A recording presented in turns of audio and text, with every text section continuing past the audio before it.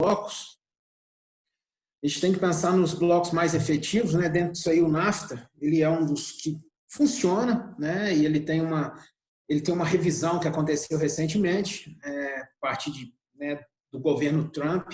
O governo Trump ele começa a reavaliar alguns conceitos em relação a essa área de livre comércio, e dentro dessa questão aí relacionado principalmente a políticas vinculadas aos mexicanos.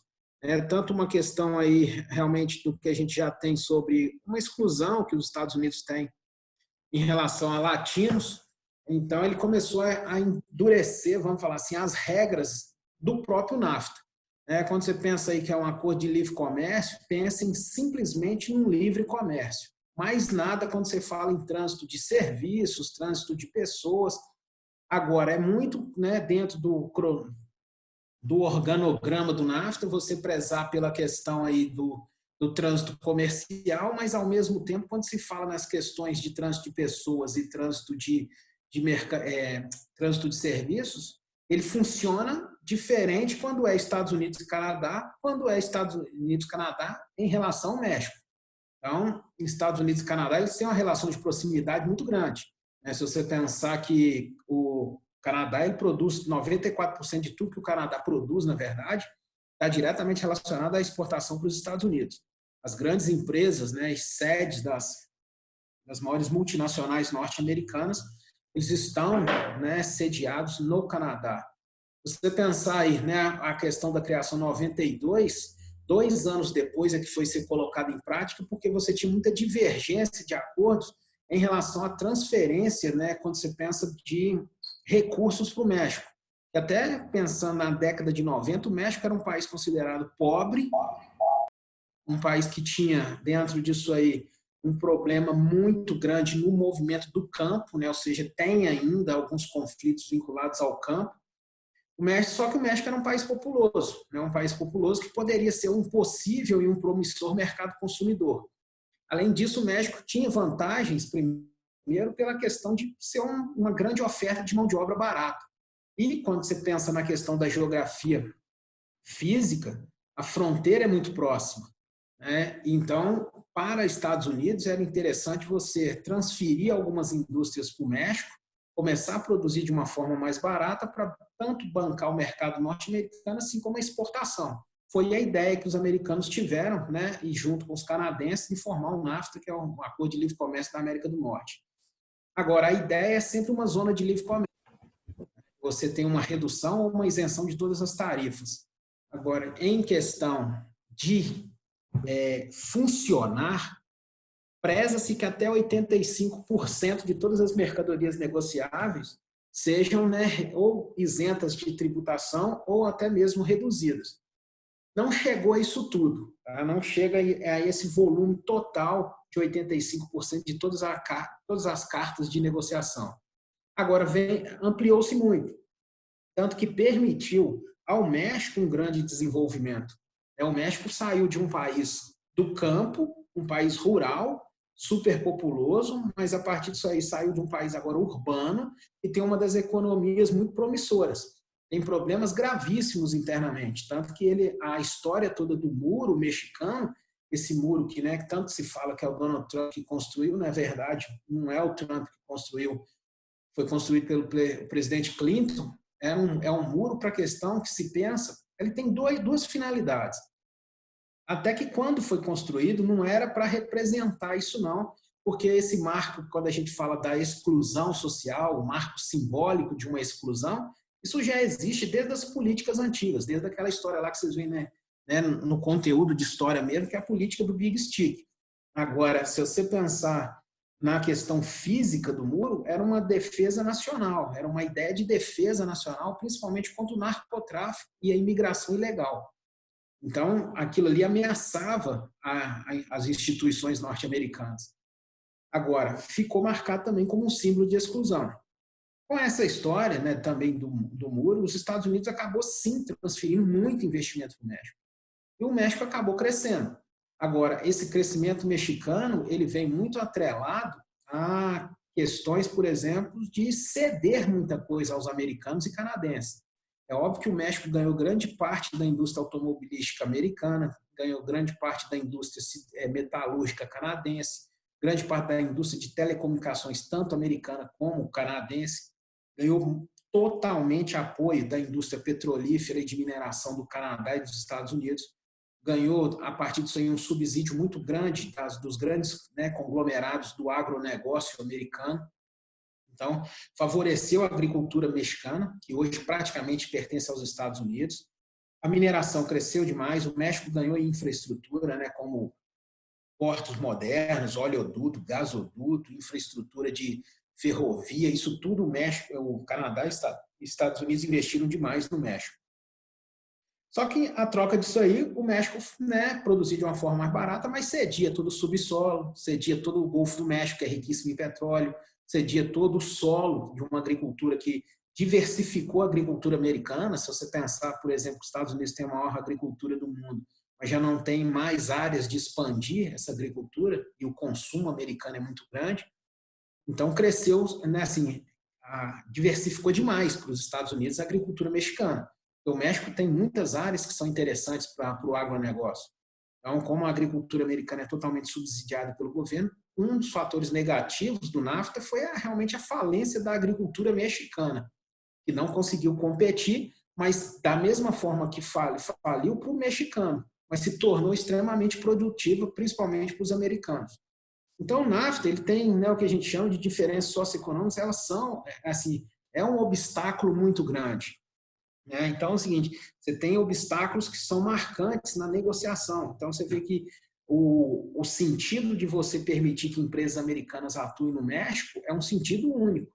Né? Empresas mexicanas não podem atuar nos Estados Unidos. Agora, empresas canadenses atuam nos Estados Unidos, assim como os Estados Unidos atuam, né, no Canadá. E os dois, né, Canadá e Estados Unidos, atuam no México. Mas não se pode receber empresas mexicanas nos dois. Então, você tem sempre aquele muro, né, aquela barreira histórica, aquela barreira ideológica ali. Eles são latinos, eles têm que ficar do outro lado do muro. Né? Então, ali pertence à América, por mais que o México é da América do Norte, mas eles são latinos e a América Latina é o quintal dos Estados Unidos. Ou seja, eu vou ali, eu busco o que eu quero, eu pego a matéria-prima por causa que eu vou impor, né, a esses países aí. Agora, contudo, é um bloco que vai evoluindo dentro de alguns acordos, com muita divergência, mas ele vai avançando. E permitiu, sim, um crescimento do México. Então, o México ele começou a melhorar muito, né, dentro do quê? Dentro de uma condição de desenvolvimento, que facilitou muito a melhoria dele em alguns índices, ou seja, cresceu-se demais em alguns índices mexicanos. Então, o México ele tem problemas sérios? Tem sim, mas melhorou bastante.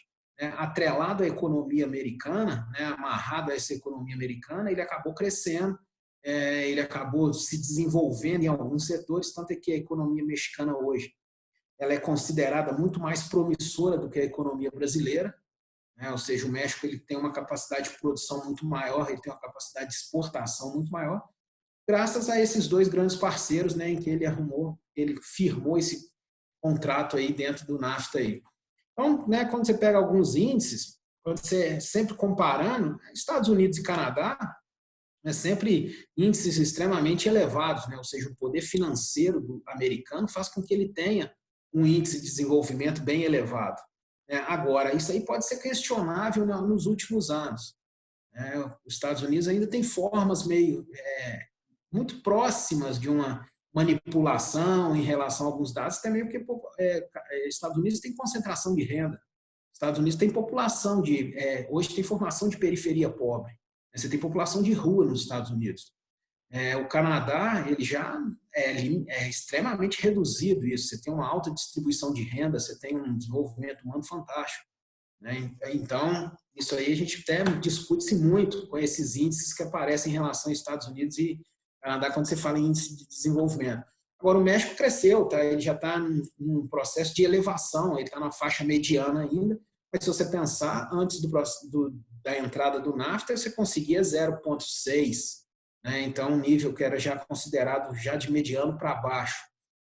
Em número de habitantes, é um senhor mercado consumidor nos Estados Unidos hoje, estado aí de 3 anos atrás, mas hoje, né, chegando o quê? A 320 milhões de habitantes. Então, é um país superpopuloso, é o único país superpopuloso que é desenvolvido no mundo. Canadá, 34 milhões, atualmente ganha 36 milhões e meio. O México, 118 milhões. Então, é um supermercado consumidor. Então, você pensar aí que é um país populoso. Quando você pega a natalidade, aí que você vai vendo que tem algumas distorções, né? Você tem 14 por mil, o Canadá já dá um exemplo, que até 15 é aceitável, né? Quando você pega 20 por mil, já é uma caracterização de um país que tem problemas, né, nas questões sociais. Então, você já gera uma disparidade aqui. E aí, lembra que eu sempre comento com vocês que quando você tem um desequilíbrio, é complicado desse bloco avançar, né? Esse bloco acaba que se torna complicado dentro do que das negociações, porque às vezes os interesses são muito contrários por causa desse desequilíbrio. Você pensa em mortalidade 8 por mil, né, e o México 5 por mil, vem muito pelo processo inicial de urbanização se agora. Possivelmente deverá subir isso aí. Né? Tem que se contar também que o México, isso aí não é, isso entra numa mortalidade geral, mas tem dados de mortalidade específicas do México que são altíssimos. O México é um país que internamente ele vive uma guerra, né? Ele tem índices de guerra, de assassinato, por questões de briga e do narcotráfico. Então, isso aí é porque ele está num processo recente de urbanização. Então, ainda dentro do campo, a mortalidade ainda consegue ser um pouco menor do que na cidade. Mas como ele está se urbanizando, possivelmente isso aí vai aumentar. Né? Esses níveis de violência vão afetar muito essa relação aí. O PIB que já é marcante, né? Hoje você pensar isso aqui, ó, é 17,8 trilhões de dólares em PIB norte-americano. O Canadá está em torno de 1,3, 1,4 trilhões de dólares. Você vê que o PIB brasileiro é maior do que o canadense. O México hoje ele tem 1,8 trilhões. Tá? Então é um PIB um pouco abaixo do brasileiro. Agora, quando você pega isso aqui, 17,8 trilhões de dólares, aí você vê a discrepância, você vê o desequilíbrio que tem. Isso aí já é em relação aos dois. Se você somar 1,3 e 1,8, né, vai dar aproximadamente 3 ali, vamos colocar 3 trilhões. Só a Califórnia, que é um estado norte-americano, desses 17,8 trilhões, só a Califórnia tem 5 trilhões e meio. Então, quando você pensa isso aí, um estado norte-americano é mais rico do que os dois países, sendo que um é desenvolvido e o outro é uma potência em emergência. Então, somente um país. Além disso, se você pegar em relação a outros estados americanos, 3,2 trilhões tem a Filadélfia, que é outro estado poderoso norte-americano. Então, você vai vendo que a economia norte-americana, aí nesse ponto, gera um desequilíbrio muito grande. Então, é óbvio que quem manda no bloco e quem ganha muito em relação ao NAFTA são os Estados Unidos. Eles que realmente conseguem o quê? Exportar mais, transferir tecnologia, ganhar com essa transferência de tecnologia, pagam os royalties, sim, pagam, mas a partir disso aí eles, né, ganham demais em cima disso. Aí você já vê um outro fator de desequilíbrio, ó, uma renda anual ó, de um poder de, isso aqui chama poder de paridade de compra. Era um antigo PIB per capita, 47 mil, então em torno ali, né, o indivíduo ganha quase 3 mil, mais de 3 mil dólares mensais dentro de um país que produz de uma carga tributária baixa, é um salário ainda que o indivíduo consegue sobreviver. Canadá até mais, né? Ganha mais de 4 mil dólares por mês. Aí quando você pega aqui, ó, 10 mil por ano. Então você já vê que a concentração de renda é muito grande. Então já gera problema, né? Já gera uma má distribuição de renda, isso vai afetar sim na condição lá do índice de desenvolvimento humano. O mercado consumidor é um mercado consumidor fraco, o indivíduo ganha pouco, então ele não compra muito. Então, isso tudo aí, né, corresponde à questão dessa diferença aqui de renda aqui. Agora, quando você pega a alfabetização, clássico de países que estão se urbanizando, né? Tem que se avaliar o quanto, por exemplo, no México, está se formando alfabetizados ou está se formando muito dentro desses alfabetizados aí, aquele fator que nós sabemos que é só saber e ler o nome, né? Saber escrever o nome ali, a gente forma um punhado de analfabeto funcional, mesmo que eles são alfabetizados aí. Expectativa de vida, né? Em elevação, do México em elevação, já os outros, né, são exemplos de médias extremamente interessantes aí, por questão do desenvolvimento dos dois. Né? Então, né, o Canadá é exemplo aí no desenvolvimento humano, então ele tem uma expectativa média muito, até mais elevada. Quando você pensa 3 anos de média, é muita coisa. Ou seja, 3 anos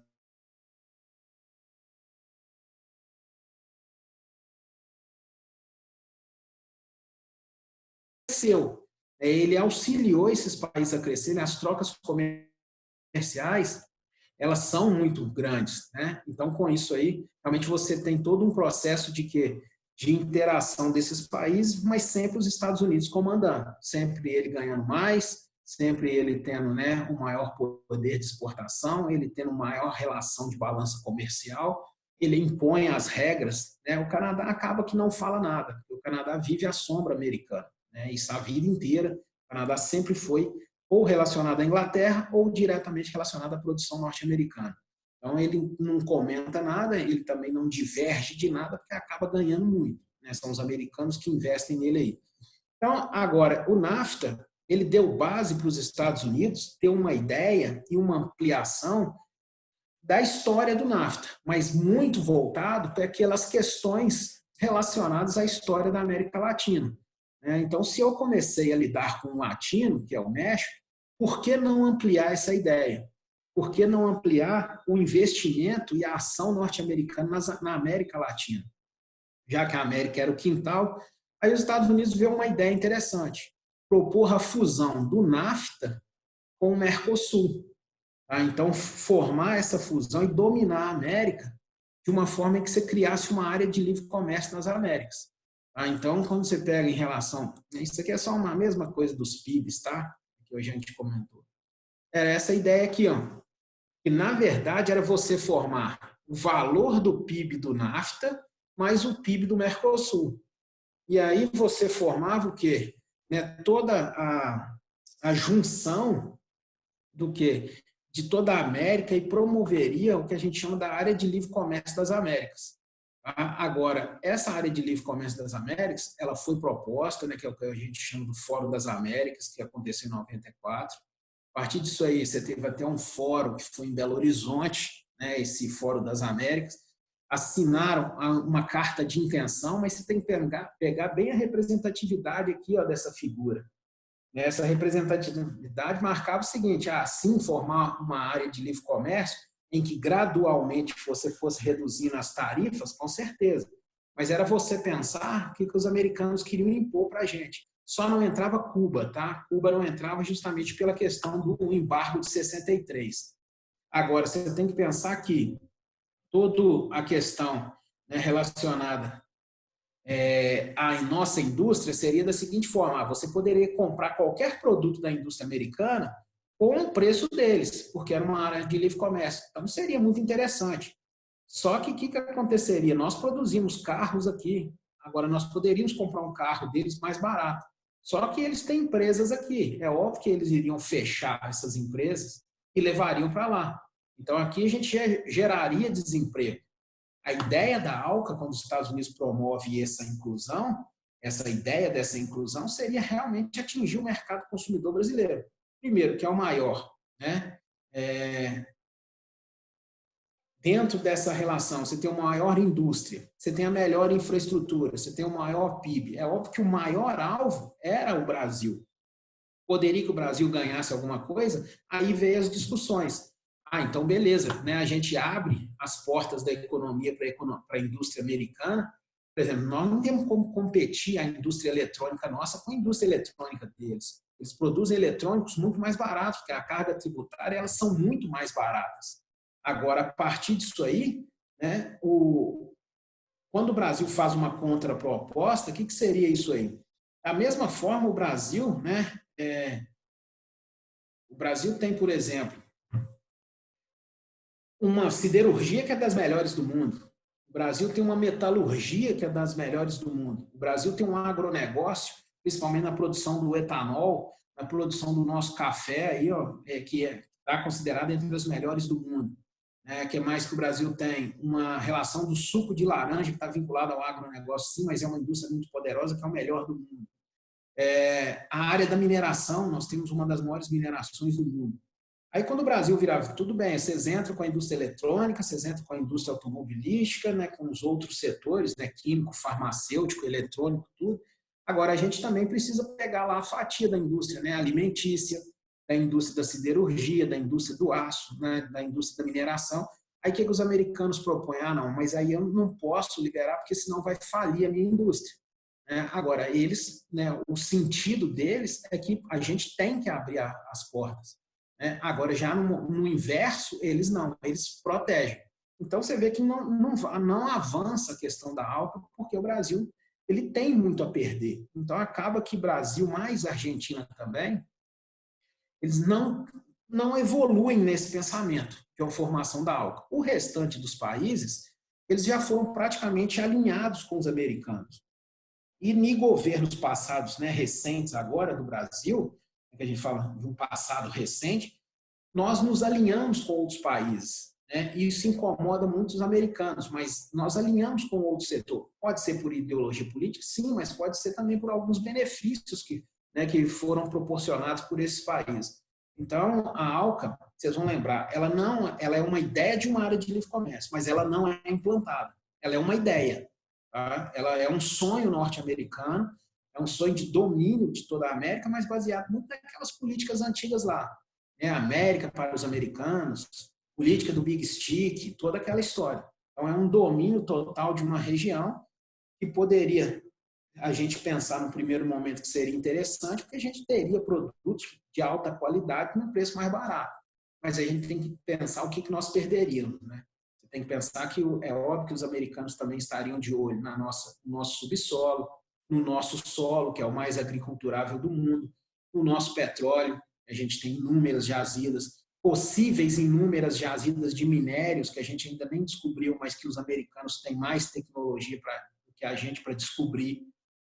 Então, com isso tudo, a gente cederia muita coisa e acabaria perdendo muito também e ganharia pouco, né, nesse mercado norte-americano aí. Então, a ALCA ficou meio que estagnada. Você tem toda essa ação aqui, lembrar que Cuba não faz parte, tá, por causa do embargo, nem a Guiana Francesa, por não ser um país, né, e, na verdade, ser um protetorado francês, e a França não permitir isso aí, porque a França já tem uma relação direta, né, com a União Europeia aí. Então, o Brasil acaba que veta. O Brasil não avança, o Brasil sempre fala na história de fortalecer o Mercosul, só que essa história já não está pegando mais. Aí, com essa questão de fortalecer o Mercosul, é aquilo que nós comentamos, né, em relação ao Mercosul. Por isso que o Mercosul buscou essa solução com a União Europeia. E essa busca, justamente porque a pressão era muito grande. Então, com essa busca, o Brasil tenta sair de uma posição incômoda por um revés que os americanos fizeram por causa do alinhamento brasileiro com a China. Os americanos, por uma forma de punição ao Brasil, eles conseguiram quebrar muito da hegemonia brasileira na América do Sul. Então, aquele poder econômico, poder político, né, poder estratégico que o Brasil tinha na América do Sul, o Brasil perdeu muito nos últimos anos. Mas por causa de quê? Por causa de um alinhamento, de uma costura que os americanos fizeram em um outro bloco que a gente vai falar aí para frente. Então, com isso, o Brasil teve que correr, e, né, que estava nas discussões sempre, se era a ALCA ou uma área de livre comércio com a União Europeia. Acabou que fez com a União Europeia, só realmente não entrou assim, numa amplitude, num grande comércio por causa da questão da pandemia. Né? Não foi realmente instalar, está esperando ver como que vai evoluir as questões da pandemia para a gente começar a ter uma relação, né, direta aí sobre as questões de produção e exportação Mercosul, União Europeia, com isenções de tarifas em alguns segmentos, tá? Ainda são poucos segmentos pré-determinados. Eu lembro que até dentro de sala ainda eu comentei rapidamente isso aí com vocês quando assinaram. Eu até falei que quem gostasse de chocolate e vinho iria ser muito beneficiado. O Brasil foi beneficiado com a questão do açúcar, que não podia entrar na União Europeia de forma nenhuma, porque a França não permitia. O Brasil foi beneficiado, então tem alguns acordos aí que são bem interessantes. E o acordo com a União Europeia se torna interessante porque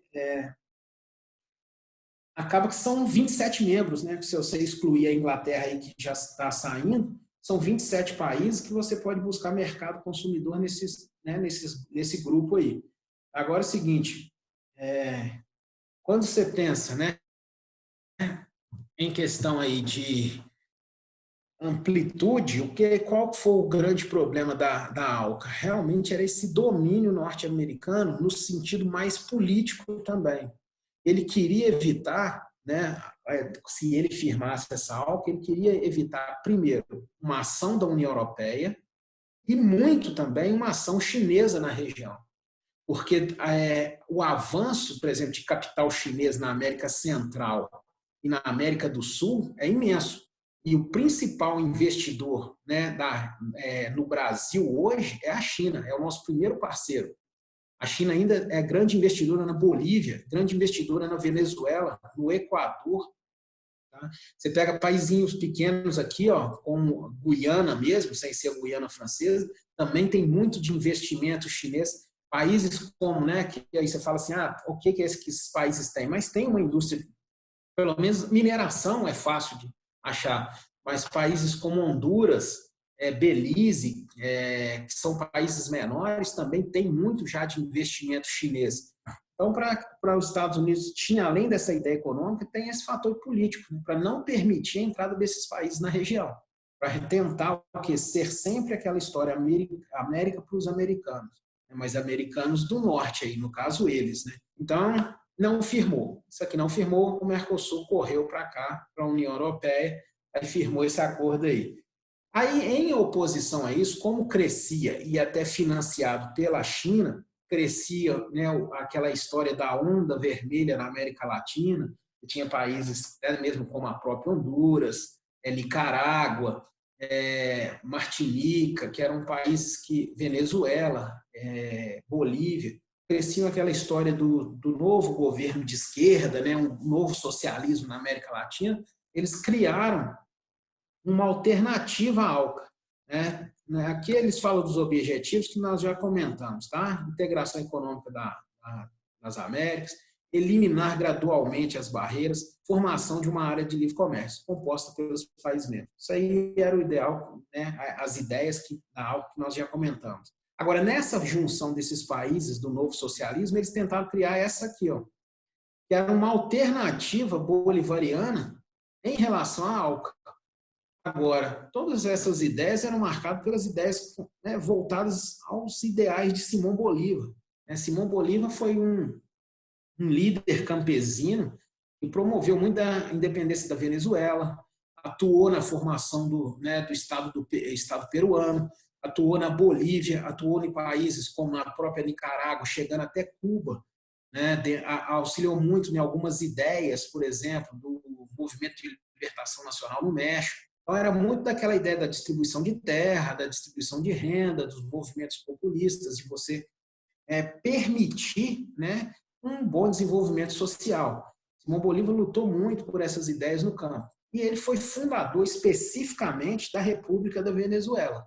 Tá? Que tanto que depois Hugo Chávez determina o nome de República Bolivariana da Venezuela. Se você pegar o nome oficial da Venezuela é esse. Agora, a partir disso aí, né, Venezuela, Cuba, Nicarágua, Bolívia e Dominica, se você juntar isso aí, você pode até virar e falar, a Venezuela tem uma riqueza muito grande no petróleo. A Bolívia tem até uma certa riqueza por dois minerais, né? Na verdade, o gás natural, e a Bolívia tem grandes jazidas, e também a presença da maior jazida de lítio do mundo. Agora, dentro disso aí, o restante, Cuba vive em barco total desde 63. Nicarágua é um país medíocre economicamente. Dominica é uma ilha no Caribe que não produz, a não ser banana, não produz mais nada. Aí tem praia. Então, se você pegar isso aqui, pode ser uma ideia, né? Uma ideia de prezar que o avanço da ALCA capitalista não dissemine na região. Agora, falar que isso aqui vai se tornar um bloco econômico extremamente importante é irrelevante. É irrelevante isso aqui. Agora, o que é interessante você saber é só que é uma alternativa. Tanto que o nome do bloco é Alternativa Bolivariana para as Américas. A ALCA, a Área de Livre Comércio das Américas. A ALPA, Alternativa Bolivariana para as Américas. Existe como bloco?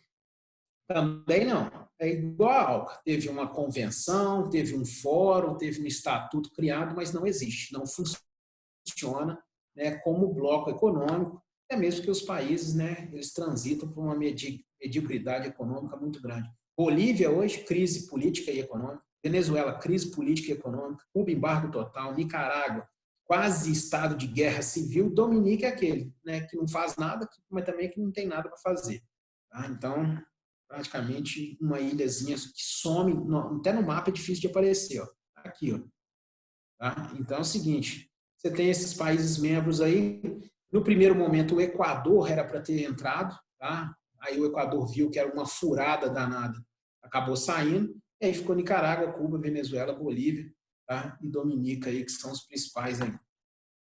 O Equador ele entrou muito com a ideia porque ele teve um presidente que não ficou muito tempo. Você tem que pensar que isso aqui é tudo instável politicamente, né? Cuba mantém uma estabilidade, mas daquela forma, né? Dentro de um governo que já vem aí perpetuando no poder há mais de 50 anos. Então, bem mais de 50 anos.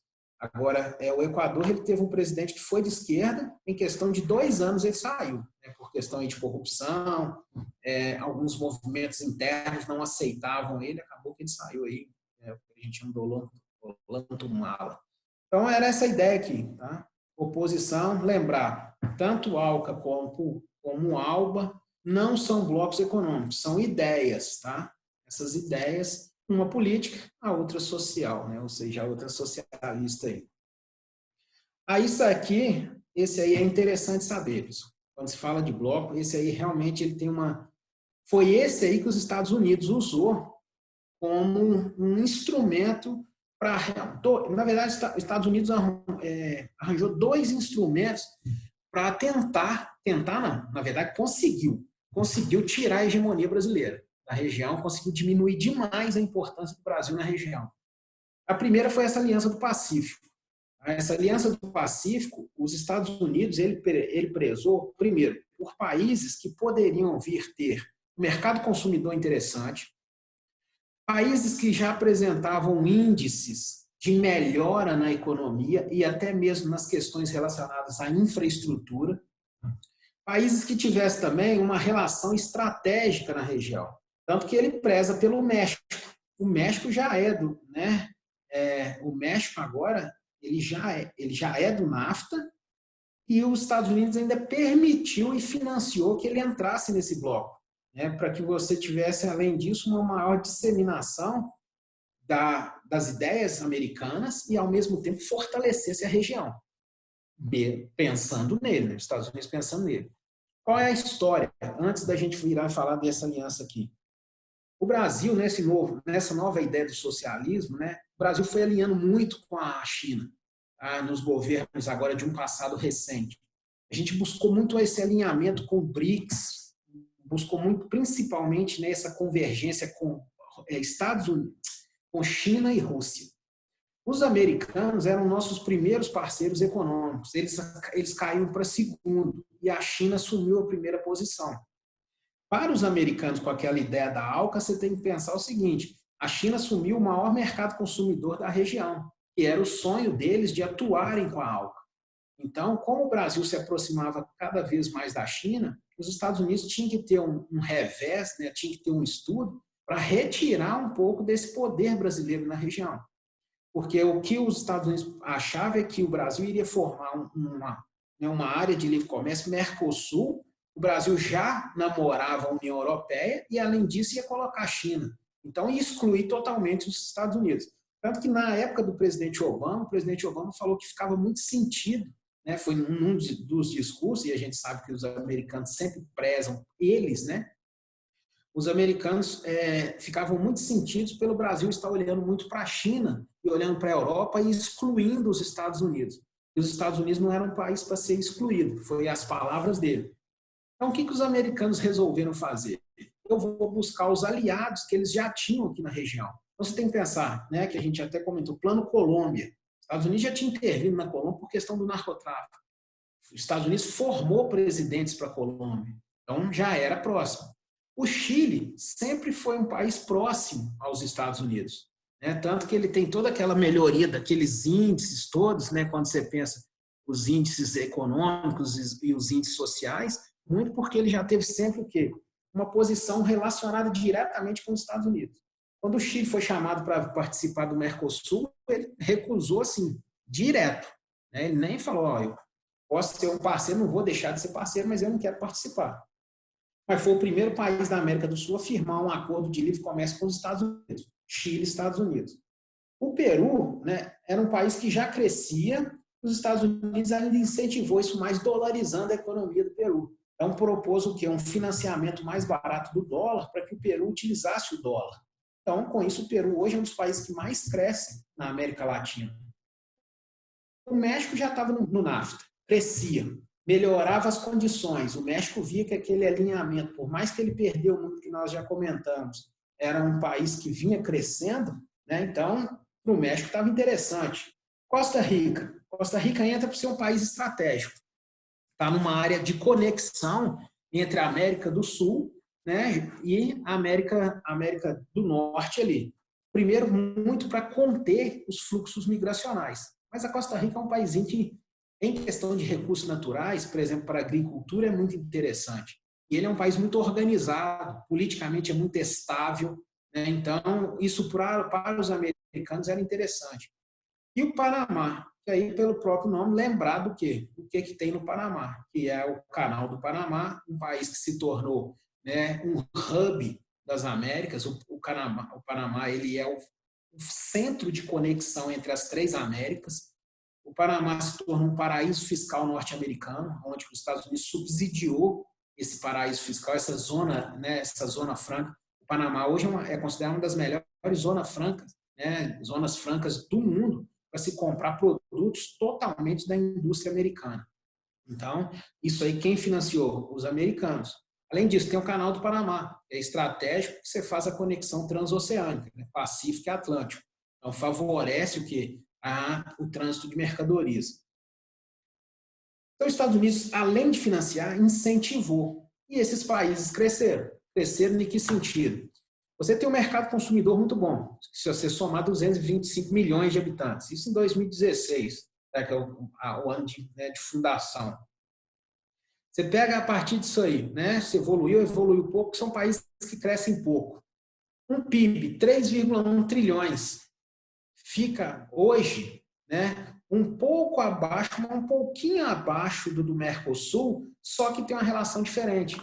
Em 2016, no começo, no primeiro momento da Aliança do Pacífico, já tinha 605 bilhões de exportação. O Mercosul já existia há mais de 20 anos e o Mercosul só tem 405 bilhões de exportação, 450. Então, aqui já é mais poderoso. Aqui começa a quebra da hegemonia brasileira. Então, a maior economia do bloco, a maior economia da região, o país mais poderoso da região, ele já não consegue sustentar um bloco, enquanto o outro, formado por um conjunto de países pequenos, eles já exportam mais, porque o destino da maioria das exportações são os Estados Unidos, e financiou o bloco. Você pega, por exemplo, o Mercosul não chega a 10 mil de renda per capita. Tá? Aqui já tem 15 mil, então você tem uma boa distribuição de renda, boa não, uma elevação dessa distribuição de renda, né? Melhor do que o Mercosul. Já quebra de novo a hegemonia do Brasil. Além disso, tem produtos que esses países produzem que o Brasil também é produtor. Então, se eles compravam, né, se, por exemplo, o México precisava de um determinado produto que a Colômbia produzia, mas também que o Brasil produz, é óbvio que o México vai comprar da Colômbia, não vai comprar mais do Brasil. Então, inibiu o comércio brasileiro com os vizinhos. Então, isso aí ocorreu muito de quebra, até mesmo de convênios entre esses países com o Brasil. E o Brasil foi ficando isolado. Esse fator do Brasil correr, buscar esse alinhamento com a União Europeia, foi justamente por esse bloco aqui, pela Aliança do Pacífico. Agora, esse bloco, ele conseguiu um equilíbrio tão grande, e hoje ele é muito superior ao Mercosul, porque os países buscaram uma estabilização. Tirando a história dos conflitos internos que se tem no México, a questão ainda de corrupção, que existe sim nesses países, politicamente hoje esses países são estáveis, né? E o restante do Mercosul, quando você pensava no Mercosul, tem uma estabilidade muito grande. Só de você pensar que o Brasil é o país mais estável na questão política, o Mercosul, né, recentemente teve impeachment de presidente, teve presidente preso, então isso tudo aí, né, você gera uma instabilidade. Aqui não. Aqui já foi época de ser muito ruim. Hoje a Colômbia é o segundo país em receber investimentos no mundo, só perde para a China. Ela tem mais recebimento de investimento do que os Estados Unidos e qualquer país da Europa. O Peru está entre os 10 também que mais recebe investimentos no mundo. Ele consegue receber o mesmo nível de investimento que a Coreia do Sul. O México né, investimento constante, por mais que a gente falou que o NAFTA está em reformulação, mas o México ganhou uma estrutura muito grande. Então, né, formou-se essa sequência de um corredor que, qual é o grande problema? O Brasil poderia até ser parceiro, mas foi uma forma que os Estados Unidos viu de eliminar um pouco dessa hegemonia.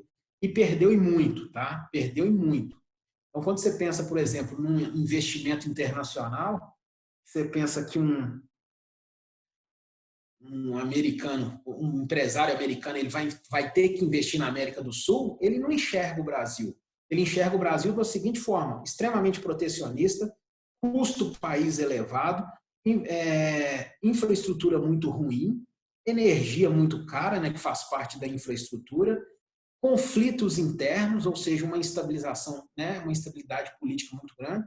Aí, quando ele olha, por exemplo, para um país como a Colômbia, ele vê, ó, segundo país do mundo em receber investimentos, uma infraestrutura que vem cada vez melhorando.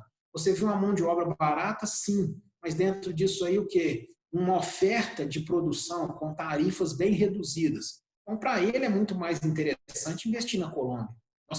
Quantas empresas o Brasil perdeu para esses países especificamente? Sempre empresas americanas. Uma forma que os Estados Unidos teve de punir o Brasil por ter deixado os Estados Unidos em segundo plano aí. Então, quando você pensa que quais eram as ideias, né, dessa Aliança do Pacífico, você tem liberdade comercial entre os países membros, né, onde cerca de 90%. Não chegou nisso aqui tudo, tá? Até a ideia desse bloco ainda é ser 100%, porque eles têm ideias muito maiores, eles têm projetos aí para frente, projetos bem grandiosos. Aí eles estão conseguindo avançar tanto, eles estão pensando em projetos muito mais grandiosos, projetos bem maiores na integração do bloco. Tá? E cada vez que eles conseguirem avançar nisso aí, menos o Brasil tem poder na região.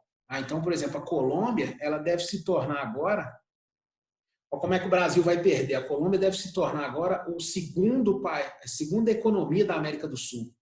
Ela vai passar a Argentina. A Argentina é parceira brasileira. A Argentina tem crise há mais de 30 anos e não cresce.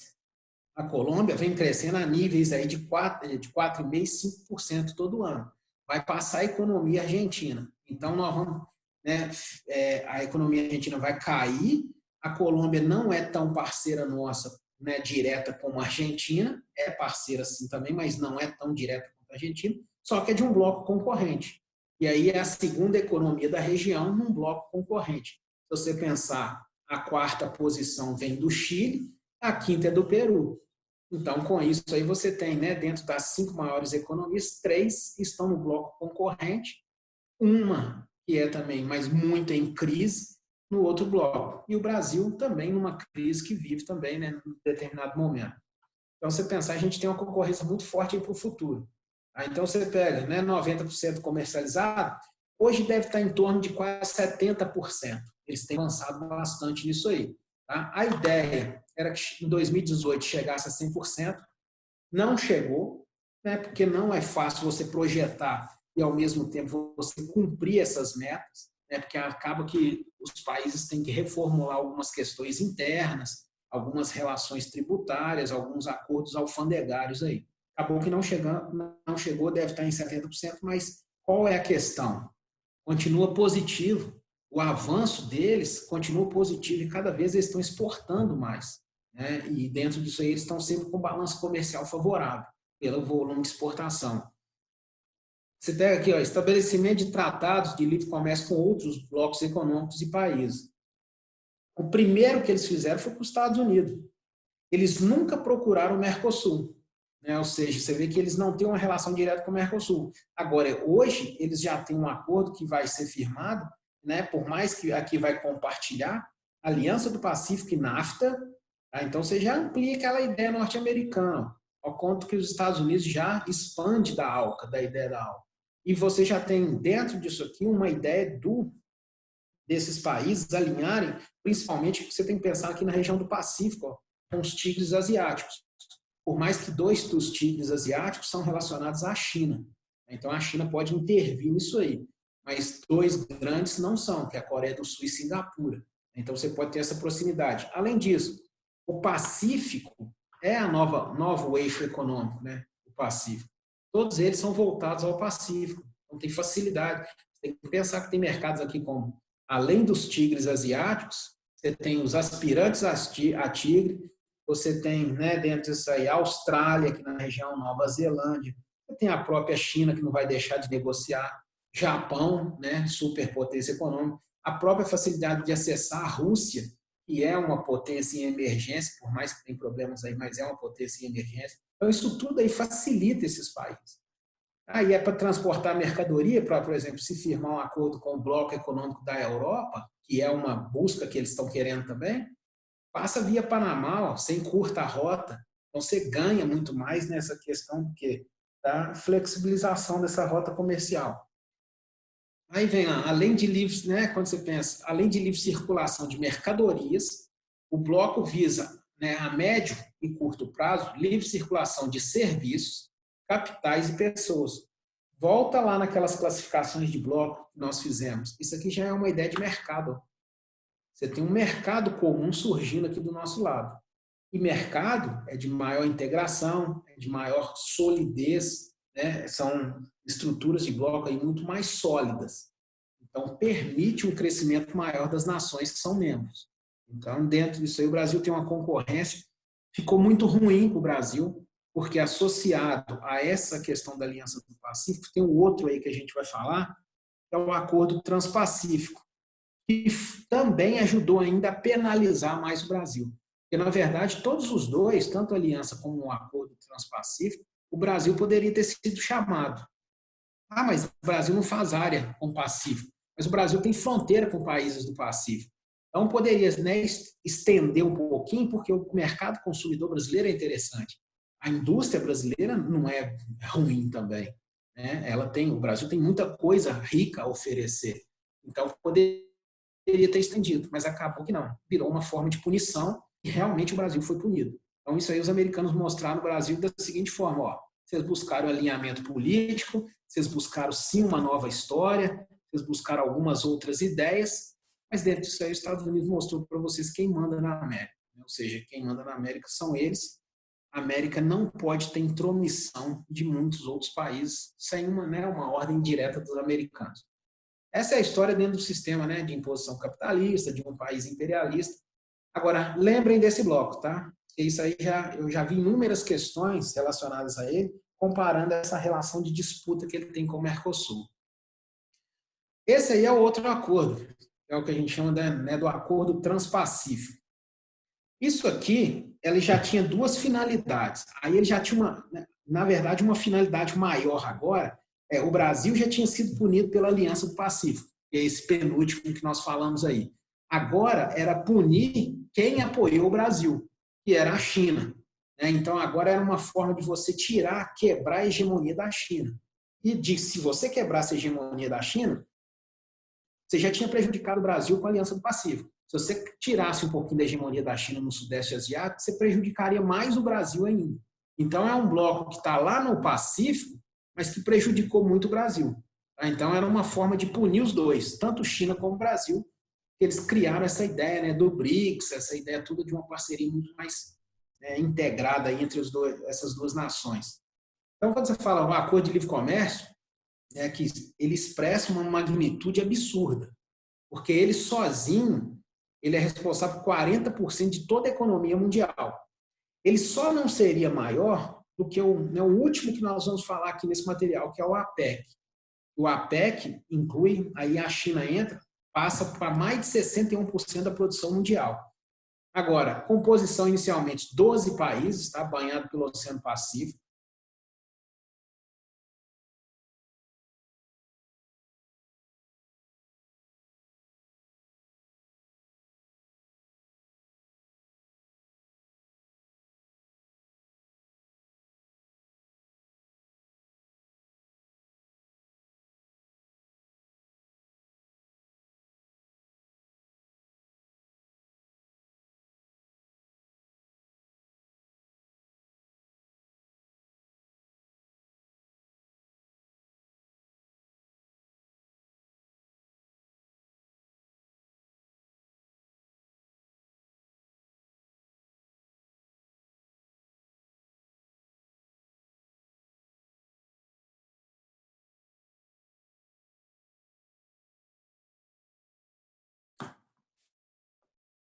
Vou pegar de novo, caiu aqui.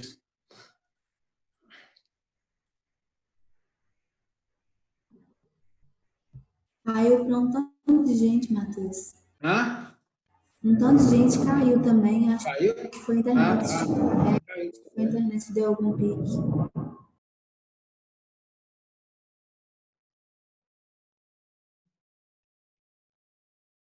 Será que o pessoal está entrando? Ah, eu acho que estão entrando aí já.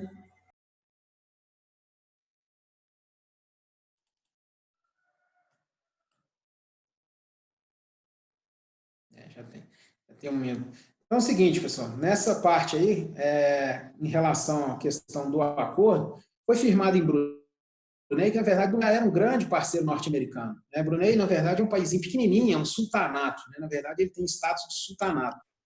E é um país que é riquíssimo em petróleo, mas assim, tem um poder no petróleo absurdo. É como você pensar no Dubai, Abu Dhabi, são esses países, né, diferenciados aí, Catar. Aí você já tinha países que estavam vinculados, né, a essa aliança do Pacífico, financiada pelos americanos. Você tinha países que eram de um outro bloco, que na verdade esse bloco já foi extinto, né, que vocês podem ver em alguns materiais, até trazem, é chamado de ASEAN, tá? Como Nova Zelândia, a própria Austrália, tá? Eram pertencentes a esse grupo. Esse grupo já foi extinto. É um grupo que tinha domínio ali da Austrália. A Austrália preferiu expandir esses mercados e pertencer a esses blocos que são relacionados ao Pacífico aí.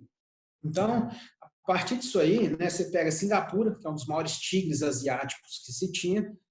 O acordo tendia essa ampliação, né, com a adesão da Austrália, um país desenvolvido e riquíssimo em questões na área de recursos naturais, o próprio Canadá, que já era do NAFTA e tem um vínculo com o Pacífico, o Japão, que já é o grande credor da economia americana, Malásia já era um truque contra a Índia. A Malásia é um aspirante a tigre, que ele, assim, ele é um país que cresce, é um país que cresce muito, principalmente voltado para níveis tecnológicos muito interessantes.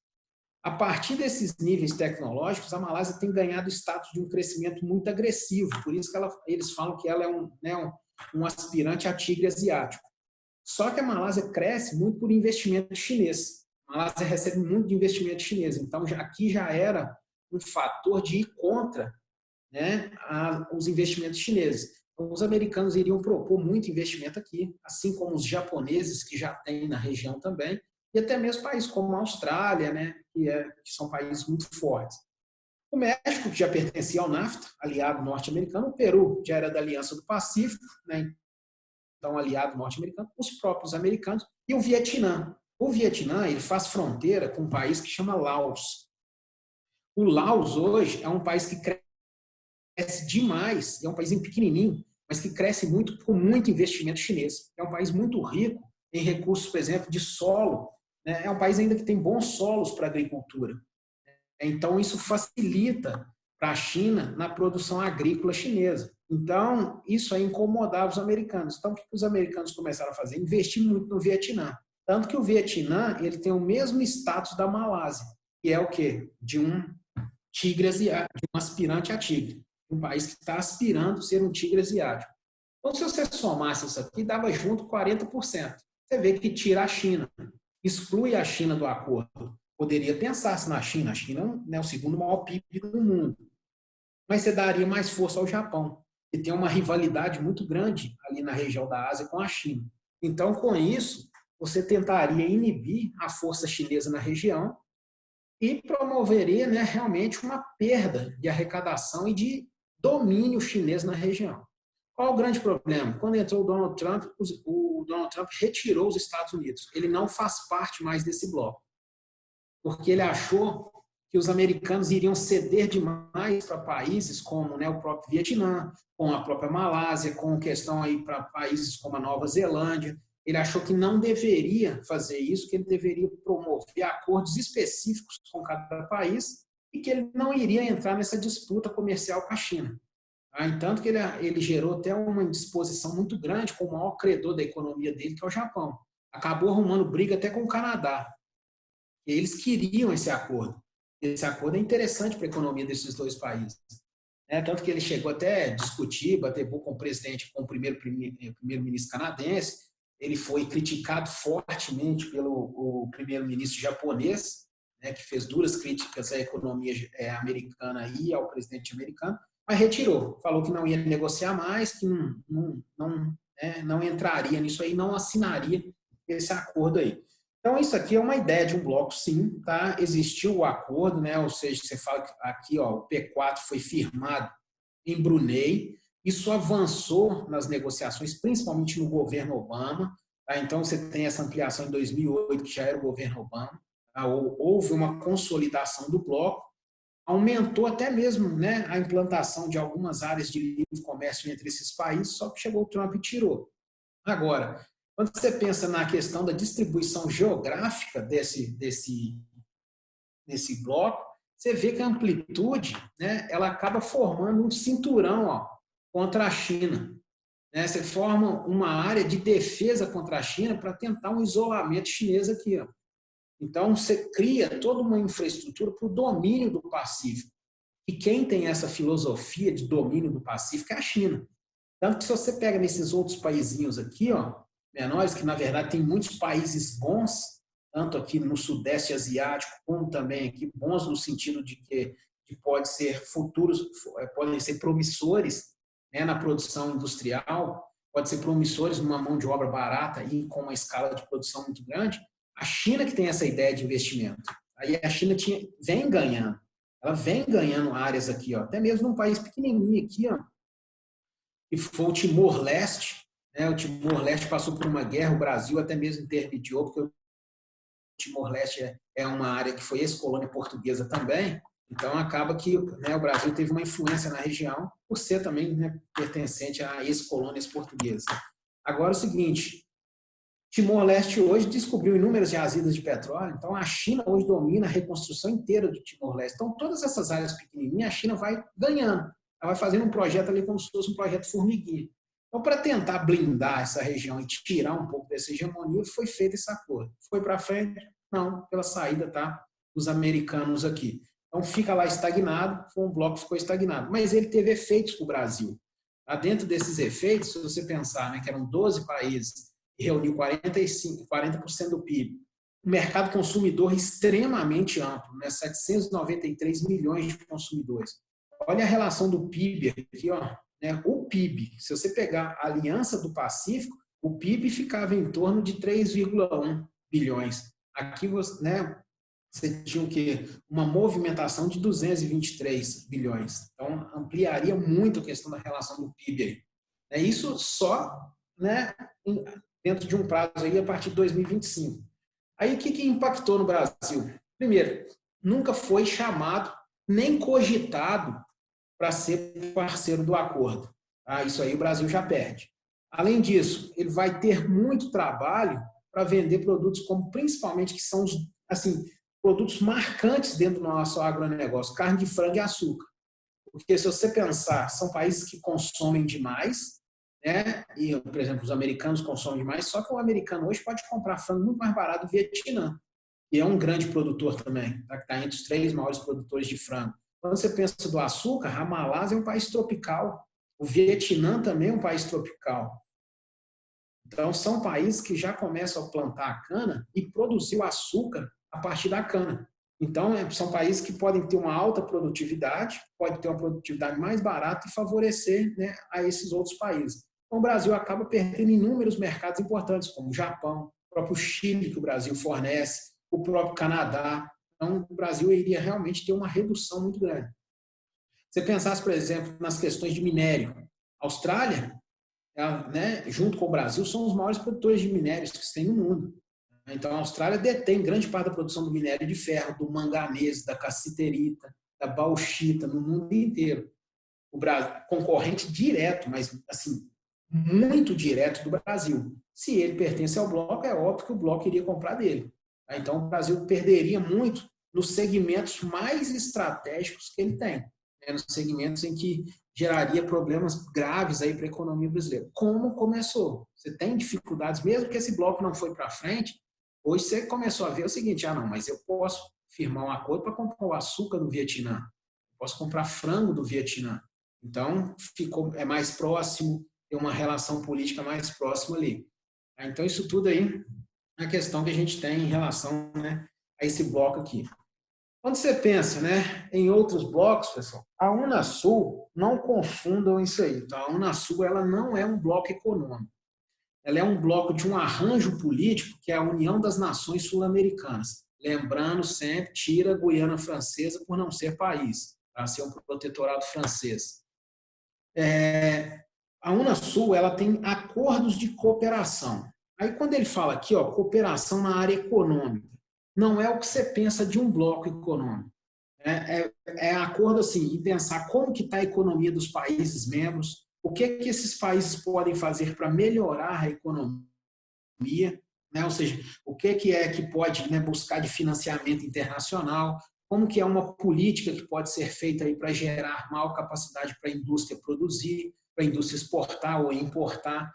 Maior cooperação, sim, né, entre os membros nessas ideias de reformular a política econômica para dar mais integração ao bloco. Não é um fator de você definir, por exemplo, tarifas, não né, iguais são os outros blocos lá.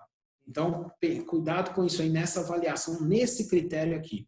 Agora, com isso aí, ela tem algumas partes de cooperações internacionais que são interessantes, né? Ou seja, a manutenção da cultura regional, né? Prezar pelas culturas regionais, troca, né, cultural, você ter ali troca, né, nas questões das relações culturais, para você promover, né, realmente alguma, se tiver alguma similaridade, né, então, por exemplo, ela preza muito pela conservação das culturas indianas, né, ou seja, pela presença dos índios vinculados à região dos Andes, né, pelas essas culturas que têm uma similaridade quando você pega a região dos Andes bolivianos, peruanos, equatorianos, colombianos e até mesmo venezuelanos. Tá? Então, você tem essa relação da preservação dessas culturas.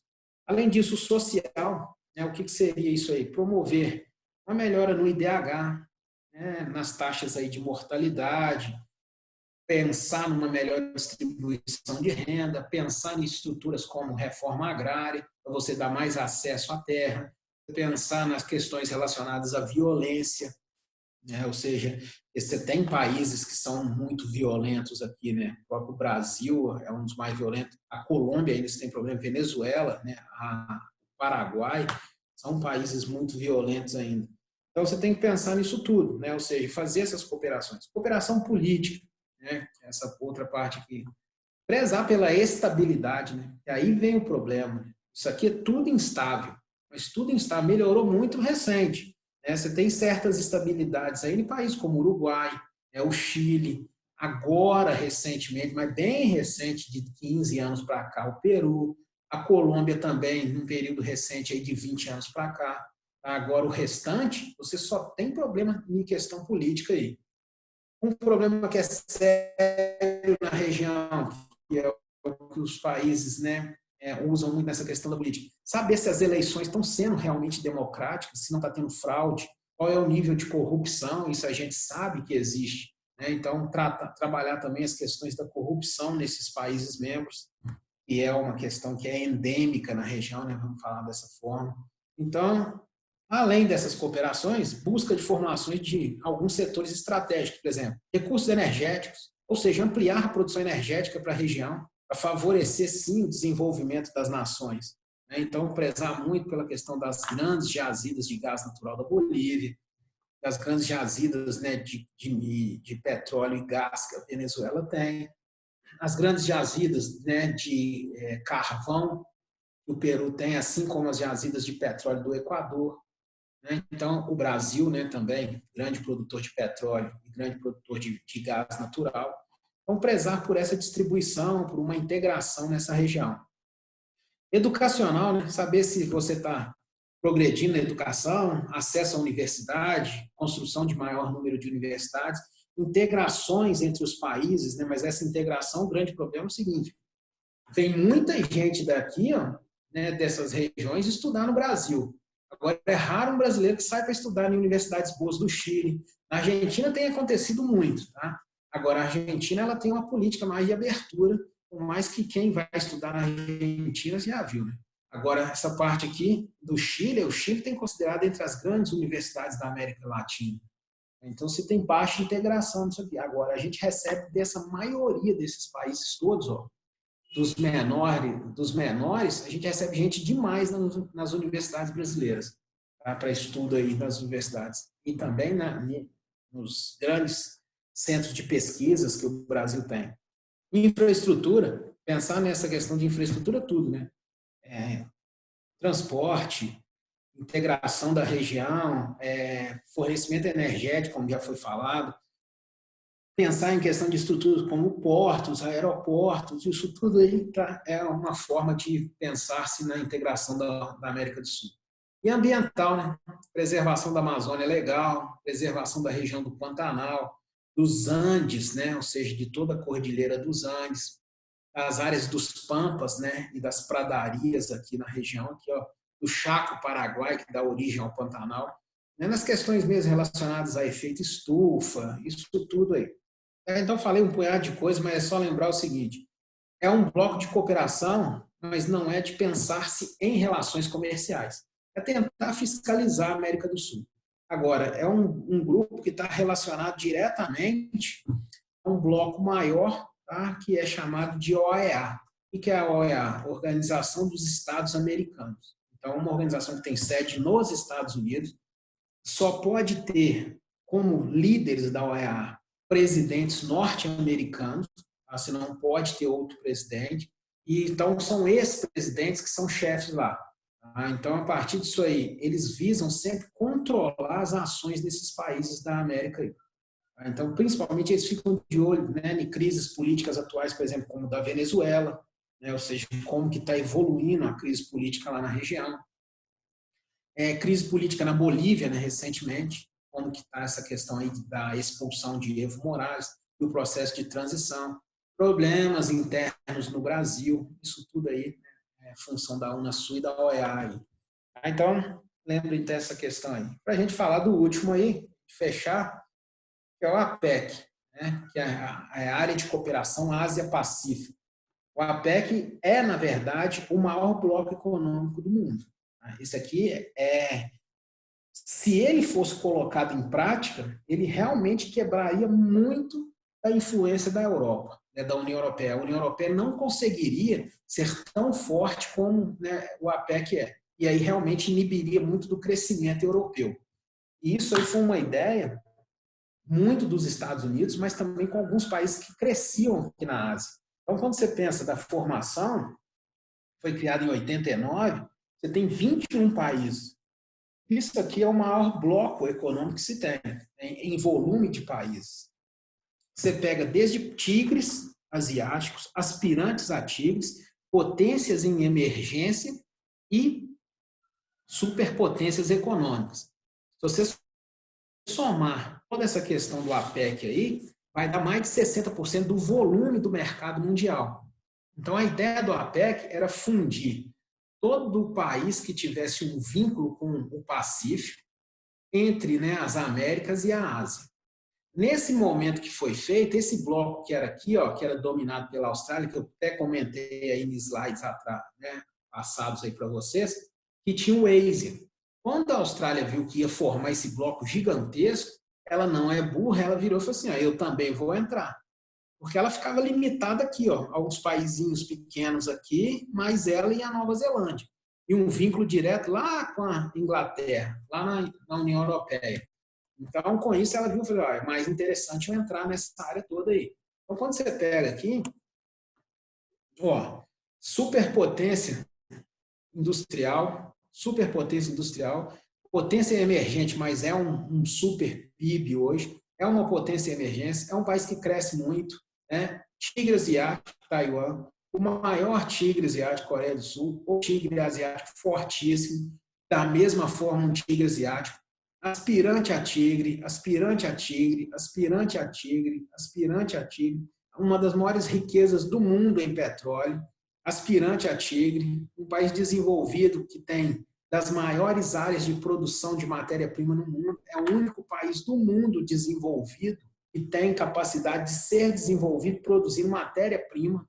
Tá? A Austrália é a maior produção de mineração do mundo. Quando você pega aí, Nova Zelândia é pequenininho, mas é desenvolvido e tem um vínculo direto com a Austrália. Papua Nova Guiné, pela riqueza do petróleo. tá? Uma riqueza do petróleo e de alguns recursos, principalmente a carvão mineral. Canadá, potência industrial, né? Ou seja, país desenvolvido, México, uma potência emergente, Chile, uma potência emergente. Então, se você somasse isso aqui, não ia ter vez para a Europa. Agora, qual a grande questão? Mesmo dentro disso aqui tudo, a gente parece que a gente está sempre elogiando esses países. Mas tem crises internas, tem embargos que sofrem. É um país que cresce, mas ainda é considerado um país que tem muito problema socioeconômico, tá? Tem muito problema ainda de crescer. Tem inúmeros países, inúmeros problemas econômicos, assim como aqui também. Indonésia tem problemas gravíssimos de distribuição de renda. A Indonésia da mesma forma. É considerado, nesse grupo aí, pode-se considerar um dos países mais pobres que se tem, as Filipinas, agora vai buscando esse crescimento.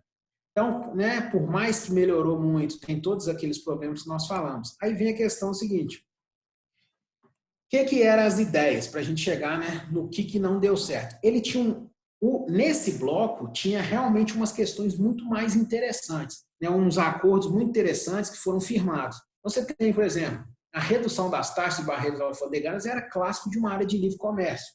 Era uma ideia deles de ampliação desses acordos aí.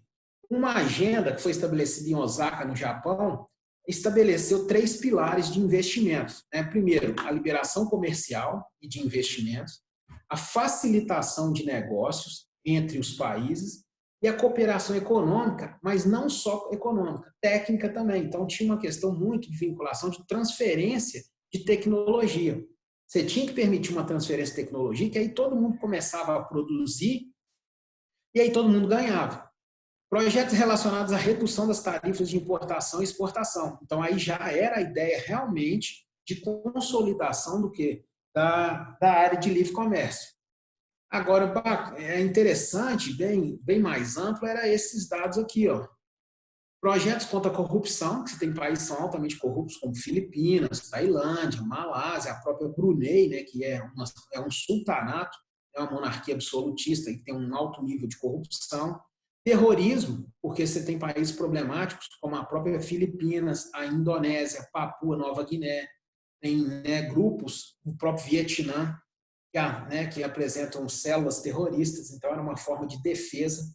AIDS, porque você tem o crescimento da doença na região, tá? Então com isso aí realmente afetava alguns serviços de saúde, então era uma forma de promover, né, alguns conhecimentos e também trocas de informações.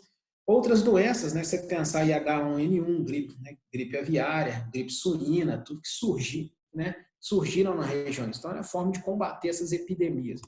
Projetos relacionados à energia, você tem que pensar, né? Simplesmente a questão do petróleo, porque você tem a Indonésia, que é grande produtora, a China, que é grande produtora, Brunei, que banha em petróleo, né? Você tem outros países como até o próprio Vietnã e a Tailândia tem muito petróleo. E projetos de integração, né, da mulher na PEC. Por quê? Muitos desses países, o estatuto social da mulher é rebaixado. Né? Então, você pega países como a Filipinas, Tailândia, Malásia, Singapura, que é um tigre asiático, mas ainda tem um problema da questão aí do islamismo, tá? Ele ser, né, repressivo em relação às mulheres. A própria China, né, que tem sempre colocou a mulher como um estatuto social bem rebaixado. Dentro disso aí, o que não evoluiu nesse bloco? Por que esse bloco não fez? Só para a gente fechar aí. Por que esse bloco não foi para frente? Esse bloco não foi para frente pelas divergências que se tem. Então, quando você volta aqui, o que o Canadá, o que o Japão e os Estados Unidos pensam é totalmente diferente do que uma Filipinas pensa, do que uma Indonésia pensa. Então, se você tenta retirar uma determinada barreira, tá? Você não consegue retirar essa barreira toda, porque às vezes você vai prejudicar o outro membro. Então, acaba gerando o quê? Eu tiro essa barreira, mas eu tributo a outra região. É muito daquilo que a gente viu no Mercosul. Então, acaba que quando você gera aquele desequilíbrio entre as economias, você acaba realmente tendo conflito. Então, aí gera muito conflito. Agora, o APEC, ele tem toda uma organização, ele tem todo um conselho, reúne-se esse conselho, né, de 2 em 2 anos, esse conselho se reúne. Ele tem uma presidência formada, que ela fica rotativa entre os países membros, só que ele não avança. Ele não avança e, às vezes, até por muita sorte nossa também, porque senão vai ficar muito difícil da gente vender para esses países, porque na região você consegue suprir grande parte das coisas, por exemplo, que o Brasil tem. Se você for, né, buscando em cada um ali, você vai conseguindo. Então, isso aí poderia até afetar mais a gente ainda do que o Acordo Transpacífico e que a Aliança do Pacífico. Então, a gente tem que realmente prezar de acordos com esses países e meio que torcendo para o APEC não avançar. Mas qual que é a ideia assim, que a gente hoje tem, que a gente sabe que o APEC não vai avançar? Primeiro, essas divergências. Segundo, é porque o próprio Estados Unidos ele já saiu do Acordo Transpacífico, que era mais restrito do que esse. Então, hoje os Estados Unidos não está afim de bancar um bloco desse tamanho. Até mesmo porque, olha as divergências, China e ainda uma divergência maior que tem o quê? A Rússia. Então, isso aí geraria realmente conflitos. Você tem também, os Estados Unidos não queria entrar numa confusão com países como Taiwan e Hong Kong, porque são dois países não, na verdade são protetorados chineses. Então, aqui já é força e os Estados Unidos têm muito de investimento aqui, mas pertence à China. Tá? A Hong Kong, por exemplo, é o maior porto dessa região inteira aqui. Ó. Então, os Estados Unidos, para fazer a conexão com a economia japonesa, precisa de Hong Kong, precisa de Taiwan, precisa até mesmo da China. Então, é melhor não promover nenhuma disputa justamente por essas questões aí. Tá bom, pessoal? Aí fecha essa parte de blocos. Né? Os blocos vêm até aí no material de vocês. Alguma pergunta? Alguma dúvida, né, que queiram perguntar?